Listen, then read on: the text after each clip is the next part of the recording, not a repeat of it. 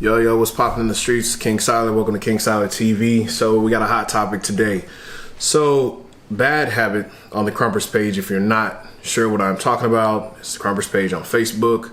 If you're not a part of it, go on there and add yourself and you'll be able to see the topic that I'm talking about. But today, BadHabit posted why our dancers, mainly the Krumpers, the people that are in the pre-selected or performance-based battles or showcase battles, however you want to address them, depending on what community you come from, in events still getting charged an entry fee to battle. That's his first question. What can we do to change this?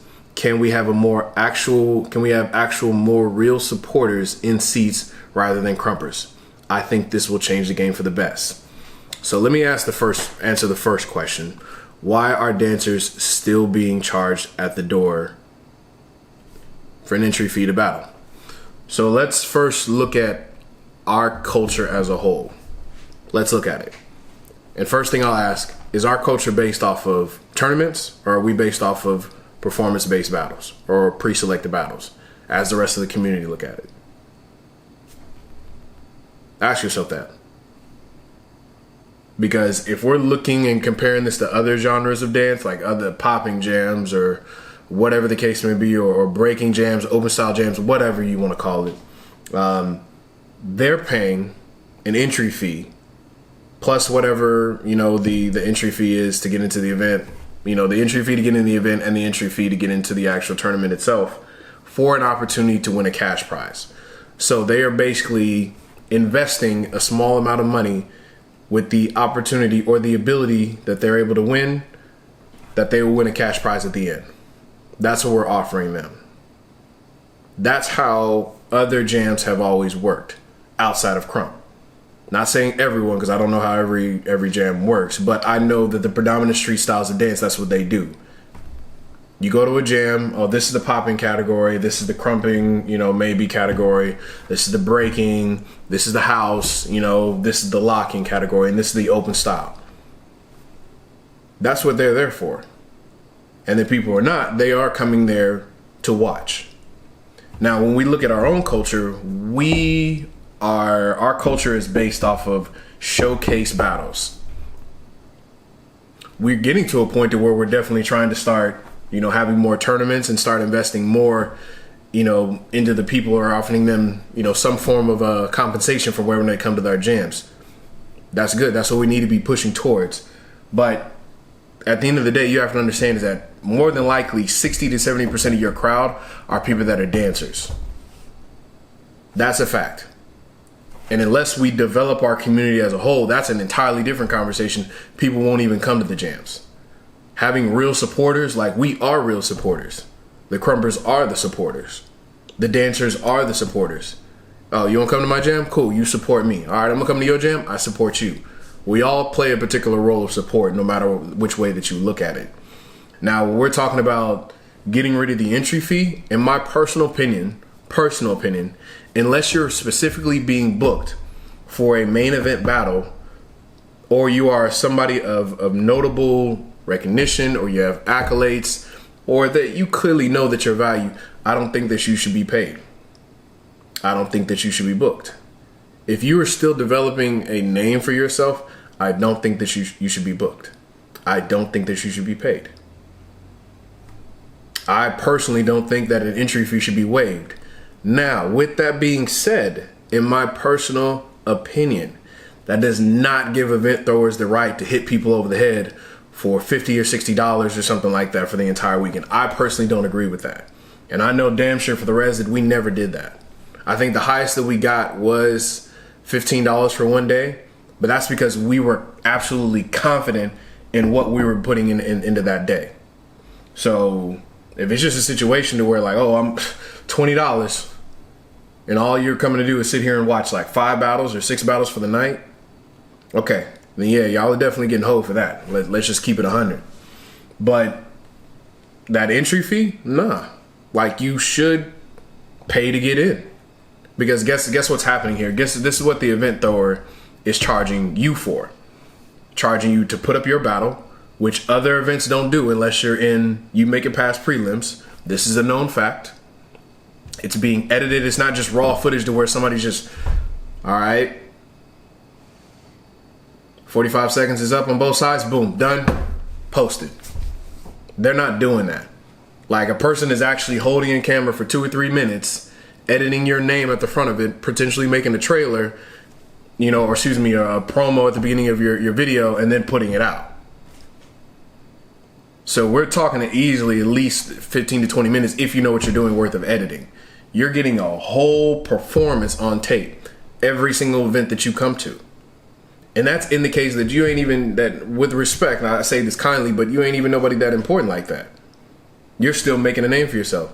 I know for a fact that I ain't that important in the movement to where people can weigh, oh, nah, come on, Siler, come on in. Nah, I'm gonna pay the entry fee when I come to the door, unless I'm booked or I'm working the event. Okay, we're not even finna start talking about what we're paying for judges to come out, their tickets to come out, their housing or boarding or whatever the case may be, paying for the venue that's easily cheapest off rip, you know, $300 to $400 for one day. And that's cheap. So in my personal opinion, do we need to waive the entry fee? No, I don't. But I don't think that it needs to be so high to where people are literally coming out, you know, $40 to or $50 to $60 before the weekend's over, just on entry fees or whatever different additional stuff it takes just for them to battle alone. I don't believe in that. That's why I definitely think event throwers are ripping people off. That's up to the event throwers. At that point, that's why I've told people before, like, yo, we need to start like calling people out on this bullshit. Like, straight up, event throwers, like, if you know damn well that you are not bringing out, you're not having some super packed event. And with respect, like, let's just be honest. We know events that we're coming there to watch quality Krump. The higher the quality of the event, the more people are willing to pay. That's all there is to it. It's as simple as that. Now, with respect, if I'm coming to, like, you know, some random Jovo place in the middle of, I don't know, there's so many places. Like, if I'm going to freaking Idaho, you know, and you bringing out 2 Krumpers, and, you know, there's a community of probably about 20 people who actively Krump out there, and you trying to hit me $20 for the first to get in that day? Nah, I ain't doing that. I ain't doing that. You need time to develop your product. Build rapport with the community. If people know that they're going to come out for a quality event and they're going to see amazing battles, or then there's going to be a tournament and that $20 covers the tournament as well. And if I ain't battling, okay, I'm cool with that. Cool. It's $20 to get in and I'm in the tournament. All right, word. I'm with that. No problem there. But if it's just $20 alone and I'm battling, nah, I'm good. I'm good. I'm all for support as far as like a discount for the kids as well. Again, y'all want to start doing stuff for the community, you want community support, guess what? You need to start doing stuff that actively involves the community. Not saying that this needs to turn into some freaking performance. Like, we don't need to see like, oh, between battles, we're going to have this person come up and perform. And okay, that isn't always needed because that's not cohesive with the culture. Respectfully. That's just me in my personal opinion. There's nothing that kind of bugs me more than watching the atmosphere shift to a performance that has nothing to do with the culture, if that makes sense. You know what I mean? I understand that we need to make sure that we're supporting, and we definitely want people to come out, but at the same time, like, and I'm talking to the Krump culture when I say this, like, yo, y'all support y'all's own people. Like, stop always reaching for these celebrities outside the culture. I don't want to come to a Krump event and then watch a popper get up here and pop for 4 minutes when it has nothing to do with Krump. I don't want to see that. That's what we call an ass pull.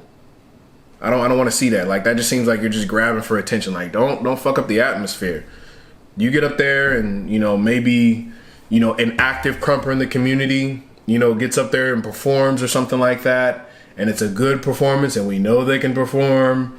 You know, or they, you know, I don't freaking Antics gets up here and like spits a rhyme or spits his new track or something like that and people session to it like Chaz did back in the day. Like, I think he had like an album drop party where people came to session. That'd be tight. That's fucking live. I like that. I fuck with that. But if you're just simply getting up here and you're just putting people in here just to get support, you know, or get a look from the rest of the community, I can't fuck with that. That's just me personally. So BadHabit, I hear what you're saying. You know, you definitely think that it's kind of one-sided, that, you know, the artists are getting gypped here.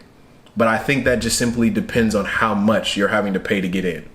Personally, I don't have a problem if I'm going to an event, like if I'm going to Cali or something like that, or even I don't care if I'm going to Louisiana or I'm going to the Midwest. Like if I'm battling, I don't mind paying to get in. No problem. That's me giving back to my community, because you're giving me a look by giving me a battle, recording it, and then posting it. Personal opinion, if somebody's video doesn't get posted, I think you owe them their money back. But we're not going to talk about that.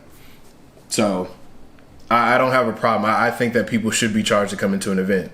Now, if you're booked or flown out here, if you're one of those Krumpers that are up there like that, then by all means, no, I don't think you should have to pay.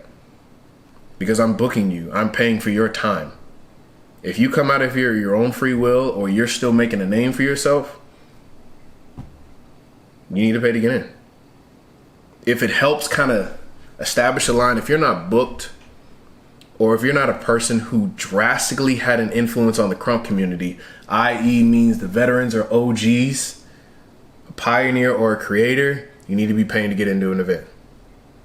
If you're not booked or any of those categories, you need to pay to get into the event.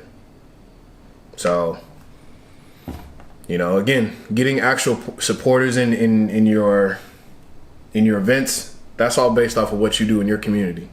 You can't ask for supporters in the Krump community if we already support Krump. Not trying to talk shade, but that's a very redundant statement. Like, you want supporters, then all right, then go get them, bring them in. You know what I mean? The lockers support the breaking community. We're all street style culture if we want to be honest about the situation. So poppers and housers and lockers and even the people in choreography, those are the people that are supporters. Come support us, because we support you. To get support, you have to support first. That's just the direct answer for that. So once we figure out those situations, and then once again, these people that are these event throwers have some form of integrity, or we start calling them out on this BS, then it will change for the best. Until then, we're just beating a dead horse. Nothing will change. So that's all I got. But hopefully that helps. And that's just from somebody, again, that has helped throwing events before. Again, out here in the South, we've, helped support the Res and stuff like that. And we've always made sure that the Resurrection was the people's event. That's how it started. That's why we first started doing the 3-day events. So that Friday, it would have an opportunity for some of the people who are not so famous to get out there and shine and have their opportunity. Okay, Saturday, main event day, jam-packed day. It is what it is. You know what day that's for. Sunday, after session, let's kick it. We still gonna record. We still gonna put your shit up. And y'all still walked out of those events with money in your pockets. So I think that speaks volumes. But that's all I got in regards to that. I hope this helps. Peace, y'all. Take care. Holla at you. Boom.